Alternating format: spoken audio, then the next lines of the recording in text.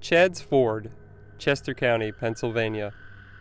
A small town next to another small town, Kennett Square, that just happens to be the mushroom capital of the world.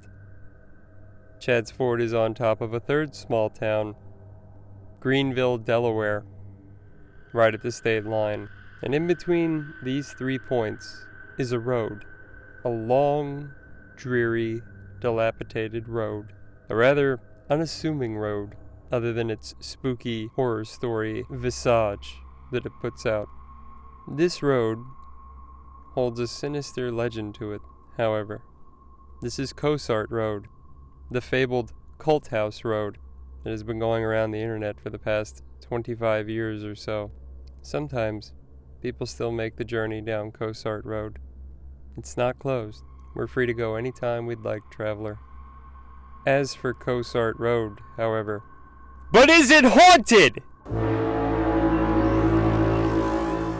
It's not haunted. I'm sorry for the teaser and the bumper, but Cossart Road, Cult House Road, isn't haunted. Actually, let me walk that back a little bit.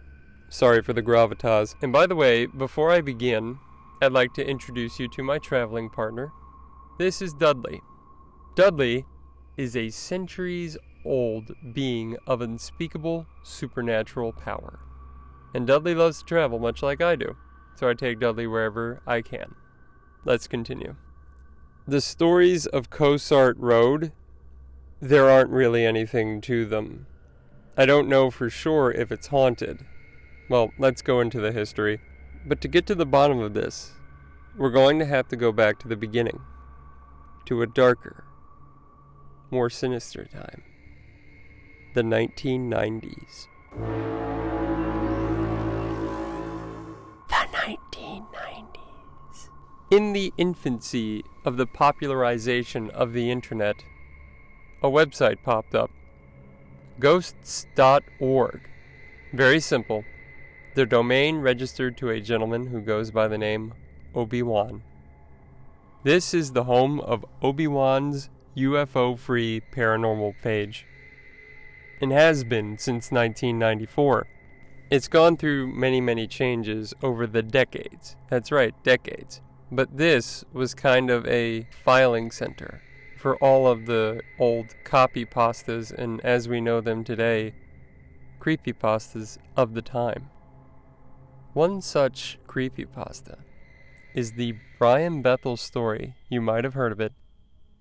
The Black-Eyed Kids. From 1996, this was featured prominently on Obi-Wan's Ghosts and Hauntings page. There's another story that became a creepypasta, posted to the page in 1997. I'm going to withhold the author's name. It's been decades. The email they used on the site might not even be valid, but the 90s were a real funny time. The greatest decade in American history, frankly. In that we openly shared our full names, not expecting people to give away our phone numbers to billions of people around the world. So, I'm going to withhold the author's name at this time, as well as their contact email listed. I don't believe anyone ever got a response from it. I certainly didn't. Obi-Wan's page, while it's still open, has actually cut a lot of the fat from it. So this is what the page looks like today. I had to use the Wayback Machine to find a palatable search function on the site, let alone the story, but when you know it, through my digging I found it, and this is the story as presented. Our urban legend for today predates the internet, according to the author, going back to the 1980s. However, local Brandywine Valley kids used to come down this road due to its dilapidated state, and apparently a freaky mansion out almost in the middle of nowhere in the 80s and 90s. It's rumored, according to the author, that this mansion was owned by a family that they don't name, but I'm just going to spoil it, the DuPonts. I'm pretty sure they're all dead, and even if any of them are alive, I doubt they could sue me, to be honest. But the DuPonts are a whole nother video altogether. What a disaster. However, the family did survive and have generational wealth for centuries upon moving to the Brandywine Valley area. From there, the author goes on to describe the house as having upside-down crosses for window panes, pointing out that this is common for the design style at the time. I believe this is the case at the church in Stall Cemetery. In addition, there was a guard shack and a red pickup truck that would chase people down the road, a winding road as we're about to see in my video, with the headlights off. The house was rumored to be owned outright by the DuPonts or a satanic cult, or both. Allegedly, one of the theories on the DuPonts was that they were Satanists, and, well, they were at the very least secular. They weren't really church people, from what we know in this area. There are also allegations of incest within the family, which are actually true, and I'll point to that now. There was incest in the DuPont family. From here, the author goes on to mention skull trees, trees that oddly lean away from the house. Now, this one's been a point of contention for some time, because there are other people who say that the curse is the trees bend away from the road, and it's easy to see the confusion, and I'll debunk this in a minute. There are trees with skull-shaped holes at the base of them, with gnarly roots that stick out of the ground. This is also true. It is said that animal or child sacrifices, once the sacrifice is complete, of course, the cadavers are placed inside the base of the tree. Now, once again, I want to reiterate just to make sure, these trees are supposed to either lean away from the house or lean away from the road. And it's easy to see the confusion point here. It's something I'm going to point out in just a little bit as we continue our drive, traveler. Rumors of bad feelings, gloomy feelings, and even an account of possession dot along in the story. This red pickup truck, by the way, will chase people down the road with the headlights off. The author has been chased, according to the story, by the red pickup truck with no headlights, twice. So let's debunk this, because once again, I lived by this road. I kind of know the deal here. The road is never named in the original story, but it got out that this is referring to Cossart Road, right on the border of Chadds Ford in Chadds Ford, Pennsylvania, and in Greenville, Delaware. It's not in Greenville, Delaware. It will actually lead kind of back into Route 92. There's a feeder road that goes into it, and this is known as Cossart Manor Road. It's actually been updated, I want to say, to Fairfield, because the author is right. The sign kept getting stolen on Cossart Road. That wasn't to throw authorities off the trail. That's because, due to the legend, we, and I mean the general we, I'm not implicating anyone, but we would steal the sign because it was a sign of status to have in your room, pretty much. The same kind of thing happened for the Copperhead Road sign in Tennessee after Steve Earle's hit song came out in 1988.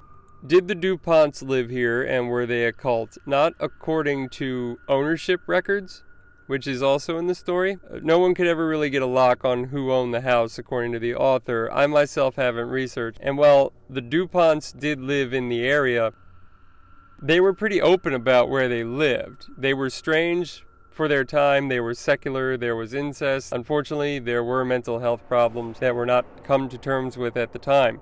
But they were very open and opulent about where they lived. You might recall the Foxcatcher Mansion in Media, Pennsylvania during the murder of wrestler Dave Schultz by John DuPont. Once again, another story for another day and or channel. In addition, there was Longwood Gardens and Alfred I. DuPont Hospital. They were very, very open about their money. They wanted to be seen as opulent and the top of the caste society, even though there's not supposed to be a caste society in America. But there were no secret houses that they owned to that effect. My theory is, if they were trying to keep a low profile, building a giant mansion, and then putting no owner on the deed is not the best way to do it, because it leads to things like this. Now, a lot of rich people live out in this area, and I don't want to say who, because if anyone is going to go looking for these people, I don't want to be the reason.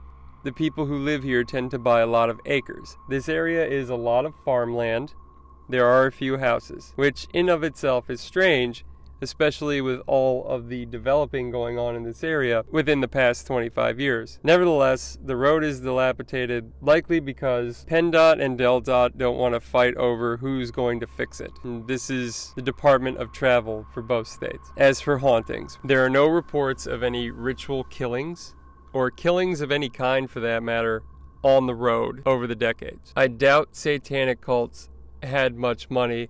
This is left over from the satanic panic of the area, and the DuPonts tended to be focused on because they were secular. That's okay. I mean, plenty wrong with the DuPonts, but there's nothing wrong in itself with being secular. So as such, that was construed to mean Satanism in the 1980s. That being said, ritualistic Satanists of that day either led a double life, or they were, for the most part, homeless and vagabond in their lifestyle. There are instances of chalk and graffiti all over the road and the trees. 666 graffiti, pentagram graffiti. That doesn't really mean much. If every place that had a pentagram drawn on it was possessed by the devil, then my middle school bleachers were actually hell. That's just the way it works. People fed into those rumors in kind of the most childish way possible. I will admit, it's hard to get light into that area, as you can see, but that doesn't mean people can't travel down the road. As I've said, no one to date has done an investigation. That includes me. Number one, I don't know what I'm looking for. Number two, there's nowhere to pull over and park. This is a one-lane road. It winds around the whole area, and I would basically be a sitting duck for authorities if I were to do something unthinkable like trespass on any land. With that though, I haven't seen anyone else do an investigation. There are a couple of old YouTube videos during the dawn of the 2010s where these were dares and challenges. There are like 3 of them,